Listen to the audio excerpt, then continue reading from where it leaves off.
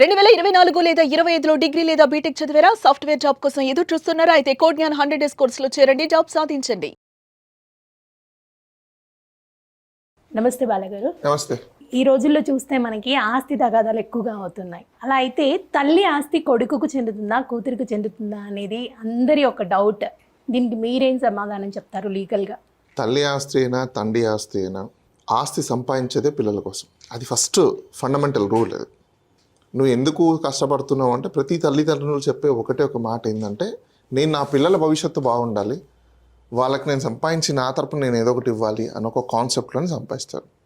So fundamentally తల్లిదండ్రులు సంపాదించే ఆస్తి ఎవరి కోసం సంపాదిస్తున్నారు? ఎవరు? పిల్లలు. వాళ్ళు రూపాయి దాచుకొని కూడబెట్టి పిల్లలకి ఇవ్వాలనే ఉంటుంది, సంపాదిస్తారు.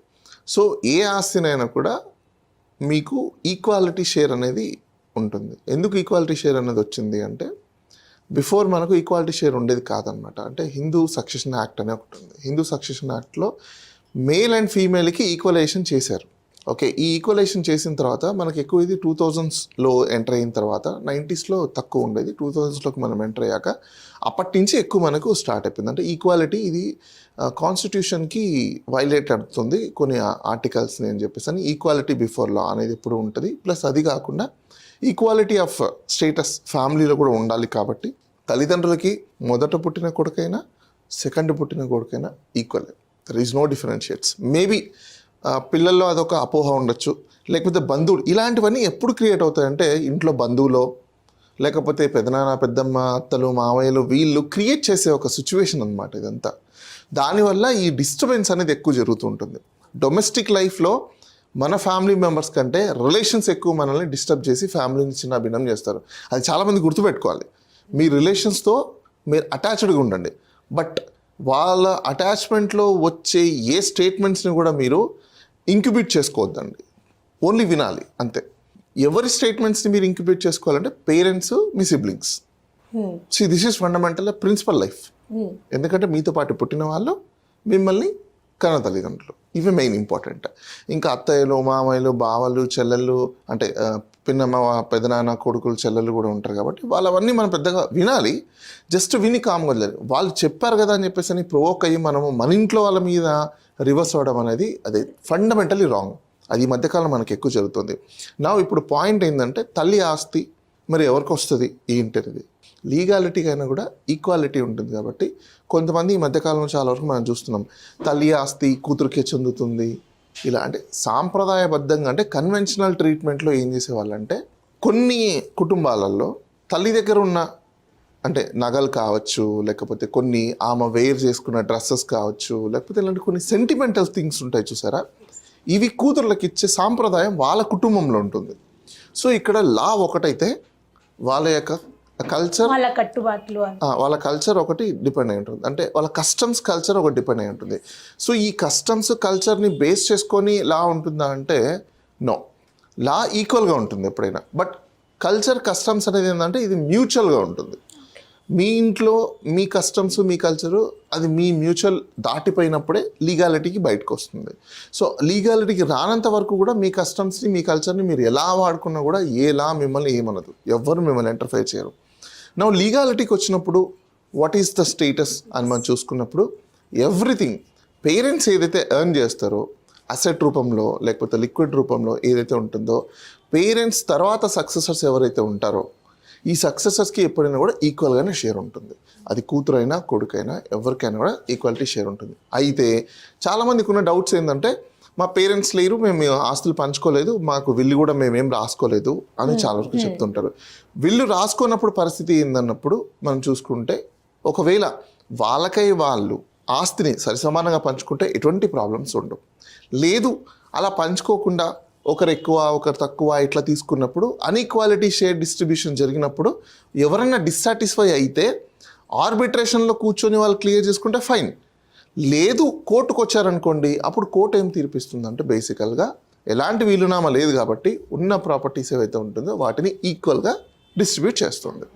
సో ఇది యాక్చువల్గా లాలో ఉన్న ప్రొసీజర్. అంటే పేరెంట్స్ లేని వాళ్ళు ఇలా అప్రోచ్ అయితే అవుతుందండి. ఒకవేళ పేరెంట్స్ ఉండి బాబుకే చెందుతుంది అని చెప్పి రాసేటప్పుడు అమ్మాయి అడిగినా కూడా ఇవ్వనప్పుడు ఎలా అప్రోచ్ అవ్వాలంటారు లీగల్? ఇక్కడ ఇంకొక విషయం మనం గుర్తుపెట్టుకోవాల్సిందంటే చాలా మంది చెప్పేది ఏంటంటే నేను సంపాదించిన ఆస్తి నా ఇష్టం అని అంటారు. ఎస్ అఫ్ కోర్స్, అందులో ఎవరు డౌట్ లేదు. ఎందుకంటే నేను సంపాదించిన ఆస్తి నేను ఏ విధంగా దాన్ని డిస్ట్రిబ్యూట్ చేయొచ్చు. నేను ఫర్ ఎగ్జాంపుల్ నేను బతుకున్నప్పుడు నా ఆస్తి నేను ఎవరికి ఇచ్చినా కూడా అది ఎవరు అడగడానికి రైట్ లేదు. కూతురికి ఇవ్వనివ్వండి, కొడుకు ఇవ్వనివ్వండి, ఎవరికైనా ఇవ్వనివ్వండి, దానికి ఎవరు రైట్ లేదు. ఎందుకు అంటే ఇది నా విల్తో నేను ఇస్తున్నా. This is not ancestry property. Ancestry property అయితే ఎస్ డెఫినెట్గా అందరికీ గ్రాండ్ సన్స్ ఎవరైతే ఉంటారో అంటే సక్సెసర్స్ ఆఫ్ సక్సెసర్స్ కాబట్టి వీళ్ళు డెఫినెట్గా వాళ్ళకి రైట్ ఉంటుంది, లా రైట్ ఉంటుంది, లీగల్లీ వాళ్ళు రైట్ ఫుల్ ఎండ్ ఓవర్స్ అనమాట. సో బెనిఫిషరీస్ కాబట్టి వాళ్ళకి రైట్ ఉంటుంది. కానీ నేను సంపాదించిన దానికి నేను ఖర్చు పెట్టుకోవడంలో ఎవరు నన్ను క్వశ్చన్ చేయడానికి లేదు. Because it is my individual right. నేను ఎవరికైనా ఎక్కువ ఇస్తాను, ఎవరికైనా తక్కువ ఇస్తాను. అయితే మరి మేము కోర్టుకి వెళ్ళకూడదా కొంతమంది అడుగుతారు. మరి మేము కూడా వాళ్ళకే చెందిన సంతానం కదా, మరి మాకెందుకు ఈ పార్షాలిటీ అన్నప్పుడు అఫ్ కోర్స్ కోర్టుకి వెళ్ళచ్చు. కోర్టుకి వెళ్ళి ఆ ఫాదర్ ఉన్నారనుకోండి, ఫాదర్ మీద క్లెయిమ్ చేయొచ్చు. ఎలాంటి క్లెయిమ్స్ చేసుకోవచ్చు అంటే నా ఫాదర్ నాకు ఇన్ఈక్వాలిటీ చూపించారు, ఇక్కడ ఈక్వాలిటీ ఇన్ఈక్వాలిటీ మీద వెళ్తుంది. అంటే ఇది అంత కాన్స్టిట్యూషనల్ రైట్స్ అనమాట. ఇవి ఎక్కడ జరుగుతుందంటే కాన్స్టిట్యూషనల్ రైట్స్ వైలేట్ అయినప్పుడు ఈ రైట్స్ వ్యాలిడా కాదా అనేది కాన్స్టిట్యూషనల్ కోర్టే డిసైడ్ చేస్తుంది. అప్పుడు మీకు ఫాదర్ అతను విల్ మీద తెచ్చుకున్నప్పుడు ఆ కాన్స్టిట్యూషనల్ రైట్ అతనికి ఉంటుంది. నా ప్రాపర్టీ నా ఇష్టం అన్నప్పుడు తో షేరింగ్ ఆఫ్ ప్రాపర్టీని డివిజన్ చేసేటప్పుడు పర్పస్ఫుల్గా ఉండాలి. నాన్ పర్పస్ఫుల్గా అంటే ఒకరికి తగ్గించే విధంగా, ఒకరికి పార్షాలిటీ చూపించే విధంగా, పిల్లలకి ఇలా చూపించే విధంగా ఉంటే అది అన్కాన్స్టిట్యూషనల్లోకి వస్తుంది. కాబట్టి సమ్టైమ్స్ అమికబుల్ ఆర్డర్స్ వచ్చే ఛాన్సెస్ కూడా ఉన్నాయి. వాళ్ళకి ఓన్లీ అమ్మాయిలే ఉండి అంటే ఎవరు ఇంకా ఆస్తి తీసుకోవడానికి లేకుండా అంటే వారసుడు కానీ లేకుండా ఓన్లీ వారసురాలు ఉంటే అప్పుడు పరిస్థితి ఏంటి? అంటే చాలా మటుకు ఈ మధ్యకాలంలో మనం ఎక్కువ చూస్తున్నాము అబ్బాయిలు ఉండకుండా ఓన్లీ అమ్మాయిలే ఉంటున్నారు. అంటే ఒక ముగ్గురు కూతుర్లు ఉంటారు. సో ఇలాంటి సందర్భాలలో పరిస్థితి ఏంటి అనేది మోర్ ఇంపార్టెంట్. అయితే ఇక్కడ ఏం జరుగుతుందంటే మీకు ఫస్ట్ అమ్మాయికి పెళ్లి చేసినప్పుడేమో ధూమ్ధామ్గా చేస్తారు, మంచి డబ్బులు ఖర్చు పెడతారు. సెకండ్ అమ్మాయికి చేసేటప్పుడు కూడా కాస్త అటు ఇటు చేస్తారు. థర్డ్ అమ్మాయికి పెళ్లి చేసేటప్పుడు ఎగ్జాంపుల్ డబ్బులు ఎక్కువ ఉన్నాయనుకోండి, చాలా ఎక్కువ గ్రాండ్గా చేసే సిచ్యువేషన్స్ ఉంటాయి. అలా అని చెప్పేసి నార్మల్గా చేసే సిచ్యువేషన్స్ కూడా ఉంటాయి.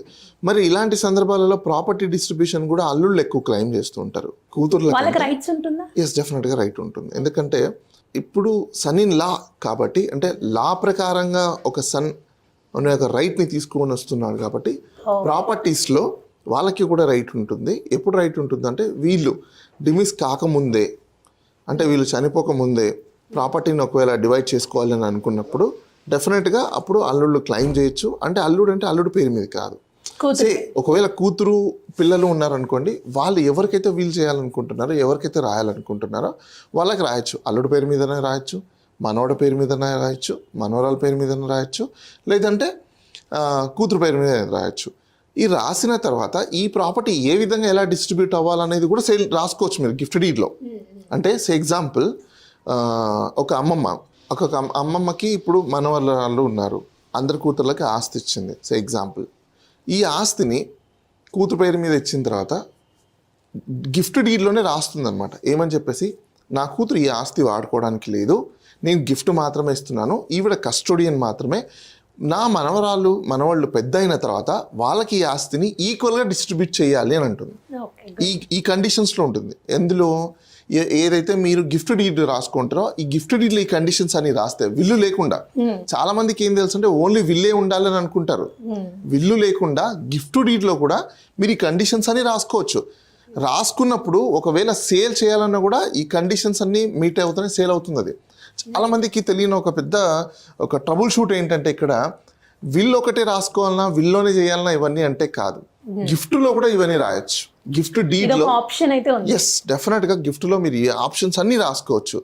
పిల్లలు పెద్ద అయిన తర్వాత, ఏజ్ వచ్చిన తర్వాత అందరికి ఇంత పోర్షనే డిస్ట్రిబ్యూట్ చేయాలి, ఎలాంటి సర్కమ్టెన్సెస్లో కూడా ఈ ఆస్తిని అమ్మకూడదు, ఒకవేళ ఆస్తి అమ్మాల్సి వచ్చినప్పుడు ఎలాంటి సర్కమ్టెన్సెస్లో అమ్మాలి, ఇవన్నీ రాయొచ్చు దీంట్లో.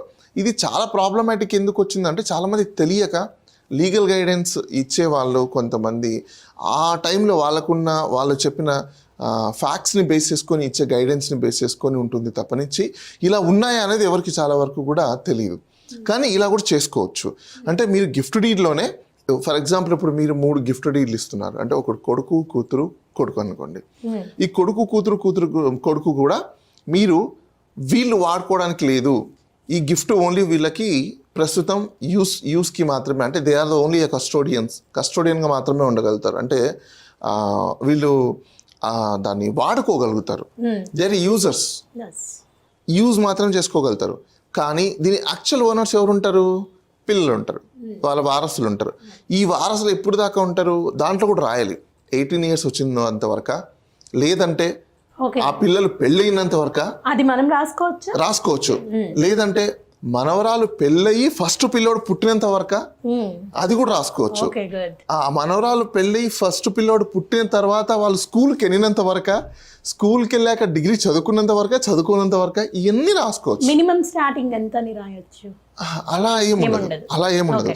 బేసికల్లీ ఇది ఏంటంటే ప్రొటెక్ట్ చేసుకోవాలనుకున్నప్పుడు యూ విష్ అయితే దీంట్లో కండిషన్స్ అన్ని మనం రాసుకున్నప్పుడు కొన్ని కండిషన్స్ లేనప్పుడు దాన్ని ఏ విధంగా సేల్ చేసుకోవాలి ఏంటనేది డిపెండ్స్ ఉంది. ఒకవేళ ఇలాంటి కండిషన్స్ అని రాశారనుకోండి, బై మిస్టేక్లీ ఎవరైనా అమ్మినా అది ఎవరైనా కొనినా మళ్ళీ వీళ్ళకి క్లెయిమ్ చేస్తే ఆస్తి మళ్ళీ వీళ్ళకి తిరిగి వచ్చేస్తుంది. ఎందుకంటే ఈ కండిషన్స్ అన్ని మీట్ అవన అమ్మిన ఆస్తి అది ఇల్లీగాలిటీ అవుతుంది, సో అది లీగాలిటీ అవుతుంది. సో ఖచ్చితంగా అది మళ్ళీ బ్యాక్ ఇచ్చాల్సి వస్తుంది. ఇది తెలియక చాలా మంది ఏం చేస్తారంటే కండిషన్స్ ఏం చదువుకోరు, జస్ట్ ఏదో వచ్చామమ్మా తీసుకున్నామమ్మా రిజిస్ట్రేషన్ ఆఫీస్కి వెళ్ళామమ్మా సంతకం పెట్టామా ల్యాండ్ వచ్చేస్తుంది. ఇది ఇప్పుడున్న సిచ్యువేషన్. ఇప్పుడు అండ్ అలాగే చూసుకుంటే మనకి ఇప్పుడు మీరు చెప్పినట్టుగా కూతుర్లు ఏదైతే ఉందో మనం ఇలా రాసుకోవచ్చు, ఒక ఆప్షన్ గిఫ్ట్ పర్పస్ అంటే ఒక ఆప్షన్ అయితే ఉంది అన్నారు కదా. తాతగారు ఎవరైతే ఉన్నారో బతికున్నప్పుడు ఇది నా ఆస్తి నేను సంపాదించింది కాబట్టి అది నా ఇష్టం అని చెప్పేసి రాసివ్వకుండా ఉంటారు. మరి అది మనవరాలు ఆయన చనిపోయిన తర్వాత మనవరాలకు చెందుతుందంటారా ఆయన రాయకపోయినా సరే? ఆయన రాయకపోతే ఆయనకి పిల్లలు ఉంటే first distributions among those siblings లో జరుగుతుంది, అంటే ఈయన పిల్లల్లో జరుగుతుంది. ఈయన పిల్లలు అంటే లైక్ వీళ్ళ పిల్లలకి జరిగిన డిస్ట్రిబ్యూషన్ తర్వాత వాళ్ళ పిల్లలు వస్తారు, ఆయన సంపాదించింది కాబట్టి. లేదు యాన్సిస్టరీ ప్రాపర్టీ అనుకోండి, యాన్సిస్టరీ ప్రాపర్టీలో కూడా మీకు వీళ్ళ డిస్ట్రిబ్యూషన్ పోర్షన్లోనే వస్తుంది, ఎక్కువగా వచ్చిన తర్వాత వీళ్ళకి వెళ్తుంది. అంటే ఎప్పుడైనా కూడా మీకు పైప్ లైన్ మీకు స్టెప్ బై స్టెప్ వస్తుంది తప్ప ఒకరికి ఎక్కువ పిల్లలు ఉన్నారని చెప్పేసి అని వాళ్ళకి ఎక్కువ ఇచ్చేయడము, ఇంకొకరికి ఒకరే ఉన్నారు కదంతా ఇదంతా ఆర్బిట్రేషన్ అంటారు. అంటే వీళ్ళు కూర్చొని పెద్దవాళ్ళని కూర్చోపెట్టి బంధువర్గాన్ని కూర్చోపెట్టి ఇగో నాకు ఎక్కువ పిల్లలు ఉన్నారు, నాకు ఎక్కువ ఆడపిల్లలు ఉన్నారు కాబట్టి నాకు ఎక్కువ ఆస్తిని ఇవ్వండి, లేదంటే నాకు ఒకటే పిల్లలు ఉన్నారు మా ఆయన ఎక్కువ సంపాదించట్లేదు నాకు ఎక్కువ ఆస్తి ఇవ్వండి. ఇట్లాంటివన్నీ ఏంటంటే ఇంట్లో ఉన్న కస్టమ్స్ కల్చర్ సర్కమ్టెన్సెస్ని బేస్ చేసుకొని ఉంటుంది తప్ప లీగల్గా అయితే కాదు. సో వీళ్ళు రాసుకున్న దాన్ని బట్టి అది లీగల్ ఎన్ఫోర్స్మెంట్ అవుతుందా లేదా అనేది కోర్టు డిసైడ్ చేస్తుంది.